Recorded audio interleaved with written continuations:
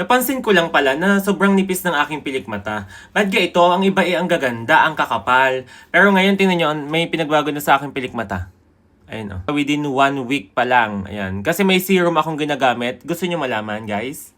Ito, buti na lang nakita ko tong Dr. Lan, ang eyelash growth. E, nilalagay ko din siya sa kilay ko. Kaya naman, ayan, tingnan nyo naman kung gaano kaganda yung kilay ko. Pero bales, guys, ayan.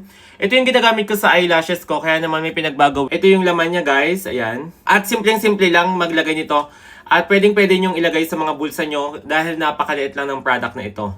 Ayan. Kaya naman maganda siyang ilagay sa ating mga eyelash kasi namo-moisturize niya din yung ating mga eyelashes. Madali lang siya ilagay kasi ilalagay nyo siya sa pinaka-root ng ating mga eyelashes. Ayan. Hindi siya mahapdi sa mata, guys.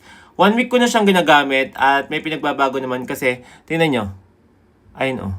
Dito ko siya nilalagay sa pinakaugat. Yung pinakaugat ng mga buhok ng ating mga pilikmata. Ayan, oh. Oh, walang mascara yan, guys, ha? Oh. Talagang ito lang ang ginagamit ko, ang Dr. Lan Eyelash Growth. Ayan. Before talaga, yung pilikmata ko, talagang nipis lang yan. Pero napapansin ko, habang tumatagal, kasi nga ginagamit ko to, habang tumatagal, aba, medyo kumakapal na nga siya. Sabi ko, siguro, gawa nga nung ginagamit ko na Dr. Lan Eyelash Growth. Ayan. Dito ko siya nilalagay sa mga root ng ating pilikmata para mas ma-absorb ng ating skin yung product ng Dr. Lan. Pwede nyo nga din pala siya gamitin sa inyong mga kilay, guys. At make sure na dapat ay sa pinaka-root siya ng mga hair natin sa ating mga kilay para naman mas effective yung product ng Dr. Lan. Kaya naman sa mga naghahanap dyan ng pampakapal ng eyelashes or mga kilay nyo, ito ang serum from Dr. Lan, ang eyelash growth. Guys, ilalagay ko sa yellow basket kung saan ko siya na-order. Natural plant ingredients na din siya, guys. Ilalagay ko din sa screen yung kanyang component, guys. Sa mga gusto din gumamit itong ginagamit kong Dr. Lan eyelash growth, nandyan sa yellow basket. Ilalagay ko sa yellow basket yung link kung saan ko na-order ito.